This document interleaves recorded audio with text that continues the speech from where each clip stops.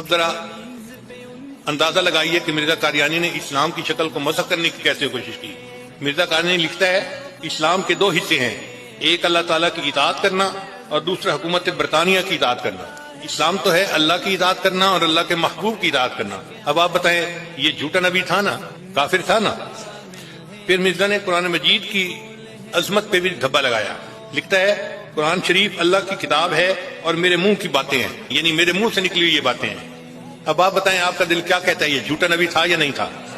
تو اونچا کہیں کہ مرزا کافر، مرزا جھوٹا، مرزا پہ لعنت، مرزا پہ لعنت، مرزا پہ لعنت۔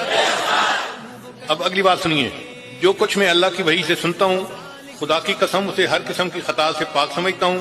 قرآن کی طرح میری وحی خطاؤں سے پاک ہے، یہ میرا ایمان ہے۔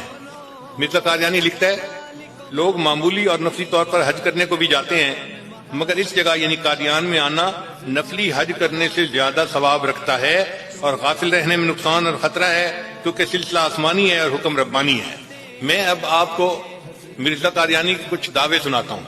ایک دعویٰ اس نے یہ کیا کہ میں سور مار ہوں، دوسرا دعویٰ میں امین الملک جے سنگھ بہادر ہوں، تیسرا دعویٰ میں کرشن ہوں، چوتھا دعویٰ میں آریوں کا بادشاہ ہوں، پانچواں دعویٰ میں گورنمنٹ برطانیہ کا تعویل ہوں، چھٹا دعویٰ میں خاتم الاولیاء ہوں۔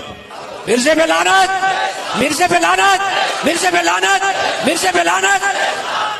پھر ساتواں دعویٰ میں مجدد مہدی اور مسیح ہوں، آٹھواں دعویٰ میں حجر اسود ہوں، پھر نواں دعویٰ میں بیت اللہ ہوں، پھر 10واں دعویٰ میں قرآن مجید ہوں، پھر 16واں دعویٰ میں رسول بھی ہوں اور نبی بھی ہوں، پھر 17واں دعویٰ میں تمام انبیاء کا مجموعہ ہوں، پھر 18واں دعویٰ میں رحمت للعالمین ہوں۔ اب آپ بتائیں رحمت للعالمین کون تھے؟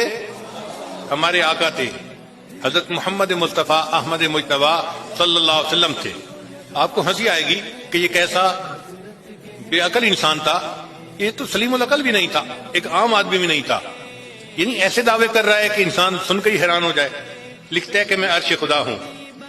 پھر 20واں دعویٰ سنیے، لکھتا ہے کہ میں خدا کی بیوی ہوں۔